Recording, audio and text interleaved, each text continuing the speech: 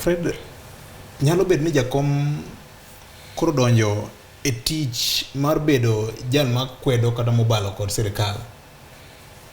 Nikech ka wacho ni ok oyie gi duoko manoland gi Wafula Chebukati jakom mar IEBC mano miyo William Ruto telo, kendo pod owacho ni ombulu no ogajorego, jogi nogajo duoko mar ombulu. Dibe ni ma en rangisi ni ose assume the role mar official opposition leader e Kenya ka. Mar ariyo, bende ng'anyo onjire gi e Kenya masani. Ang'eni katiba mar piny Kenya article 37 oyie ni wanyalo chokore, wanyalo bedo gi ng'anyo, wanyalo sundo sirikal gi migepe mag sirikal e yo moro amora.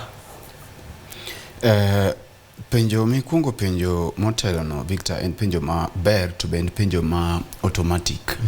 Nekech kao ularo kom to okinwango the only option ni in opposition leader. Koro mano to en gima automatic makmani kama ne ochaki e role mare kata mar chako sundo piny owacho ema samoro ne pod onyalo dhi slow kata no onyalo chake immediately. Koro mano to bedo ni en ng'at manchane kaluwore gi ombulu ma duoko mar IEBC nchane jal mano obedo namba 2 kata manchane luwo ker masani automatically en opposition leader. Kato doko ni katiba okoyango wach mar official opposition leader kaluwore gi katiba mwan godo sani. To chuny wach en penjo ni mar ariyo. Ipenjo ni to bende wan ready mar ng'anyo sani. Koro miyo nyaka wakungu wapenjre gima duong', wakawa ne Raila, waket oko e mar reasons kata gik momiyo wacho no nego beni wadhi e ng'anyo. Wachala nene Raila ne onge. Kasto koro wapenjre to gik mamiyo ji dwa dhi e ng'anyo gi. Be gin gik ma jo Kenya neno gi adier. Be gin gik ma affect jo piny. Nikech ka bed ni Raila onge to do tim gi nade. Koro miyo achiel kuom gik mamiyo ma iwinjo kuwe en wach mar commissioners mag IEBC ma king'iyo kaka idwa mondo mi thich gi oko e office. En gima kaluwore gi jakom to wacho ni itime e yor siasa kata itime e yor mar chulo kuor. Koro katodoko ni commissioners 4 gi nyocha ne opogore gi commissioners 3 mamoko ti wacho ni ng'ama ne benefit kuom pogruok margi ne en jakom kata negi kata king'iyo evidence manotiyo e doho maduong' nido ka nomul gi bedo kata ne gi wuok oko. Kore momiyo kata mana ker winjo ka osebed ka kiwacho ni gin commissioners marog. Gin commissioners ma kamoro owacho ni wigi omoko kata commissioners ma jonjore iwinja. Koro mano en achiel to marori options mane nitiere. Gima miyo ji dhi e ng'anyo ikuongo ing'iyo to nitiere yo mane nyalo ng'i mondo los godo gigi ngima pek mar ngima ni malo. Gima chielo en ipenjori ni to kopogore gi weche ma gidhi e ng'anyo ang'o machielo minyalo tim. Giminyalo tim en tiyo gi wach ni e parliament. Tiende ni opposition kata Azimio onego bed ni ne pingo gini e parliament to ging'iyo ka parliament pi oingo ne gi mogo. Tiende ni pi mar UDA odhi obedo mang'eny. Koro kodhi obedo mang'eny to gi kaka ng'wech mana oringo juma mokalo makata doko ni jo Azimio no wuok oko, wabunge no wuok oko to gini pod odhi adhiya nikech Kenya Kwanza nigi majority e parliament. Tiende ni gimoro amora ma gidwaro ibikal. Koro mano nyiso ni gionge gi option mar tiyo gi parliament. Ginyalo mana go koko lakini gima sirikand William Ruto dwaro biro timo idagi yie.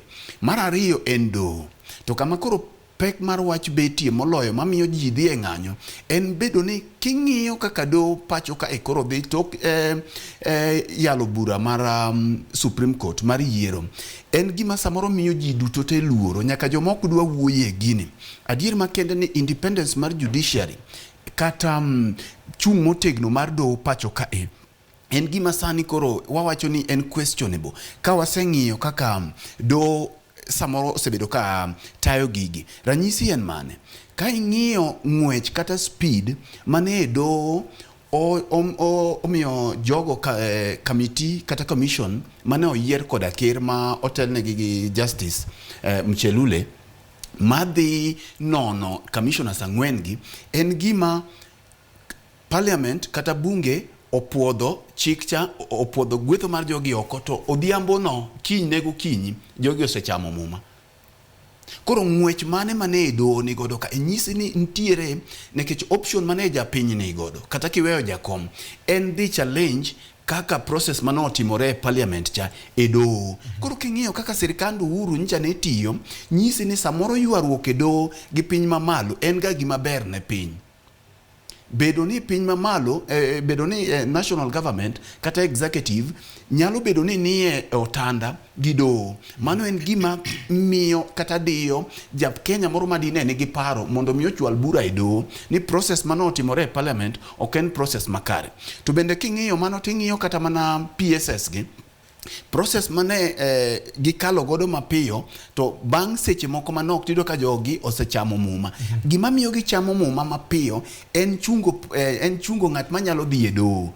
Emomiyo ineno ka gazettement margi timore mana seche machuok to bang' seche gogogo to gisechamo muma. To ng'ama miyo this commission chamo muma en ng'at mane ochung'negi ka gichamo muma, ok mana jaja to en Chief Justice mapacho kae. Koro koda ng'ato nogone simu godhiambo mapiyo momiyo gini kechipenjo ni ang'o mane dhi kethore. Koro mano nyiso niya Azimio kata Raila Odinga kata jo Kenya mamoko option mane magidong' godo. Nikech ng'ato nyalo nyise ni ok waikore mar dhi ndara. Koro kiseng'iyo option magidong' godo tido ni kare option modong' godo samoro en mana mar dhi e ng'anyono kata mar dhi kuom jopiny. Nikech katiba wacho ni teko duto te jopinye manego.